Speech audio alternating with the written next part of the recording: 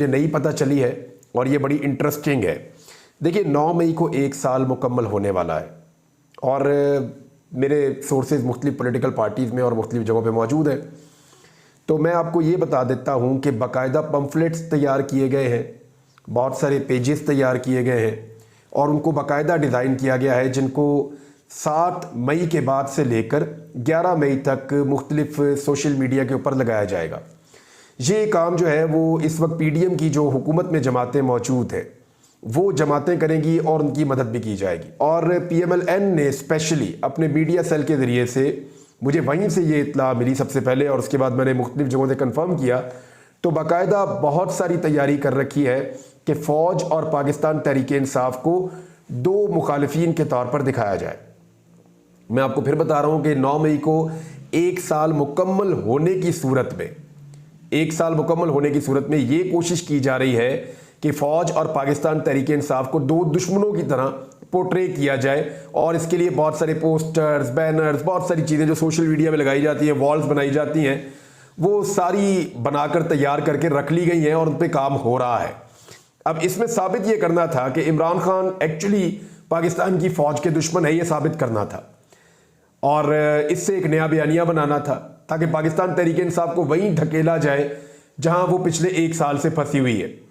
अब इसमें इमरान खान साहब कई दफ़ा कह चुके हैं कि ये मुल्क भी मेरा है, ये फ़ौज भी मेरी है, मैं एक मजबूत फ़ौज देखना चाहता हूं, पाकिस्तान के मफाद में एक मजबूत फ़ौज है।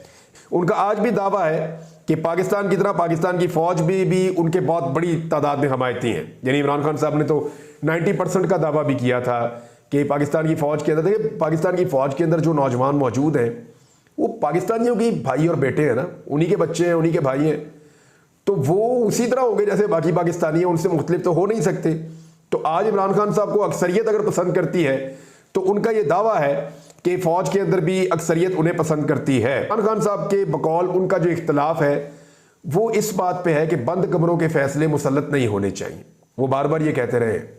उनका जो इख्तलाफ है वो पॉलिसी मैटर्स पे है कि एस्टेब्लिशमेंट की जो पॉलिसी है उससे उनका इख्तलाफ है। वो पाक फौज से बतौर इदारा कोई इख्तलाफ नहीं रखते। वो ये हमाद अदर ने लिखा कि एस्टेब्लिशमेंट से खान ने कोई बातचीत नहीं करनी जब तक अवाम का चोरी मैंडेट वापस और इमरान खान, बुशरा बीबी समेत तमाम कायदीन और रहनुमाओं की रिहाई नहीं होती।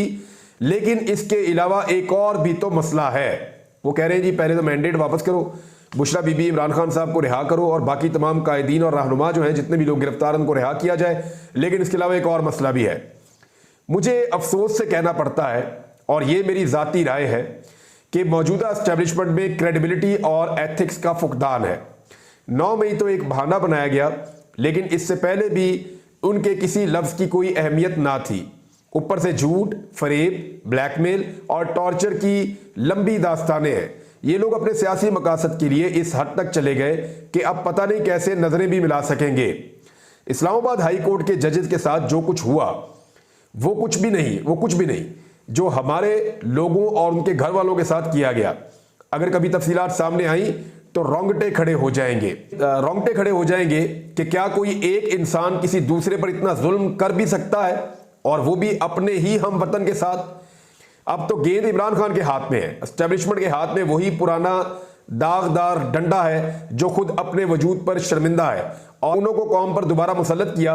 वो अपने हलकों में इलेक्शन हार चुके हैं। एक और खबर है जी, और ये बड़ी खबर है जी, और देखें कितनी मजेदार खबर है कि वजीर खारजा इसहाक डार जो नवाज शरीफ साहब के समधी हैं उनको डिप्टी वजीर आजम मुकर्रर कर दिया गया है। यानी नवाज शरीफ साहब का पेट भरता ही नहीं है। वो कहते हैं ना, अंधा वंडे रेवड़ियां ते मुड़ मुड़ दवे अपने आनू। यानी अंधा जब भी रेवड़ियां बांटता है या कुछ भी बांटता है वो अपनों को ही देता है मुड़ मुड़ के। अंधा वंडे रेवड़ियां मुड़ मुड़ अपने आनू, ये मिसाल मुझे अच्छी तरह याद है, मैंने एक दफा पहले भी आपको ये मिसाल सुनाई थी।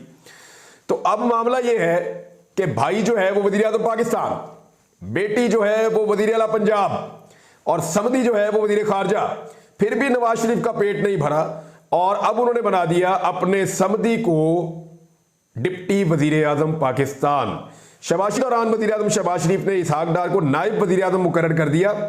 काबीना डिवीजन ने इसहाक डार की तकर्री का नोटिफिकेशन जारी कर दिया जिसका इतलाक फौरी तौर पर होगा। देखिए पाकिस्तान पे कितना बड़ा एहसान किया गया।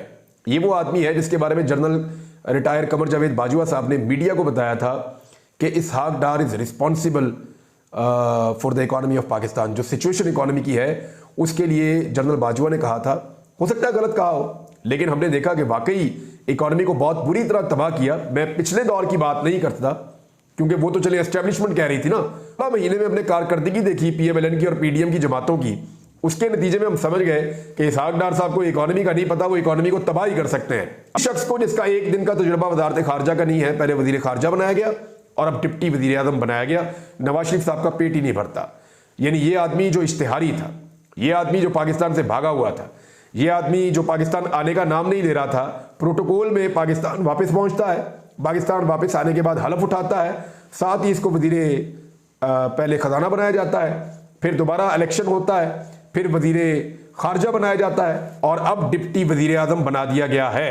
और बड़ा अहम इशू है और इसको ध्यान में रखिएगा कि पाकिस्तान तहरीक इंसाफ को सेलेक्टिव रखा जा रहा है, यानी उसको सेलेक्ट करके केसेस लगाए जाते हैं और जहां पे पाकिस्तान तहरीक इंसाफ को इंसाफ लेना होता है या उनको इंसाफ मिलना होता है वहां पे केसेस फिक्स ही नहीं होते, लगते ही नहीं है। और बाज़ केसेस जो है वो बहुत तेज़ी से चलाए जाते हैं, जैसा कि इमरान खान साहब को 4 सज़ाएं दी गई ऊपर नीचे जल्दी जल्दी और 31 साल तक की सज़ाएं उनको सुना दी गई इमरान खान साहब को। सारी दुनिया ने देखा, बहुत जल्दी जल्दी ट्रायल हुआ, बहुत सारे ट्रायल जो है उनको लटकाया गया।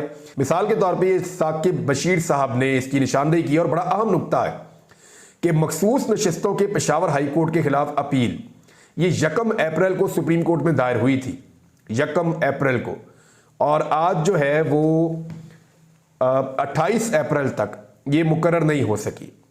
दूसरी जानिब बल्ले के निशान के केस में इलेक्शन कमीशन ने 11 जनवरी को अपील दायर की थी और 13 जनवरी रात गए फैसला भी आ चुका था। कादी फायद ईसा साहब ने 2 दिन के अंदर न सिर्फ केस लगाया बल्कि रात गए तक केस को सुनकर फैसला दे दिया था। इलेक्शन कमीशन जाता है तहरीक इंसाफ के खिलाफ सुप्रीम कोर्ट में, 2 दिन में केस लग के फैसला भी हो जाता है। 11 जनवरी को गया, 13 जनवरी को फैसला हो गया।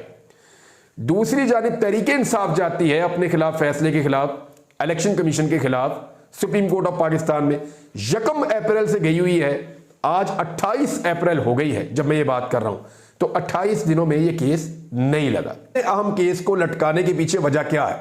वजह जो है वो वैसे बताई है थोड़े दिन पहले PMLN के अपने साहिबान ने कि कादी फायद ईसा साहब को एक्सटेंशन दी जाएगी और उसके लिए आईनी तरमीम की जरूरत है और आईनी तरमीम के लिए 2/3 अक्सरियत की जरूरत है।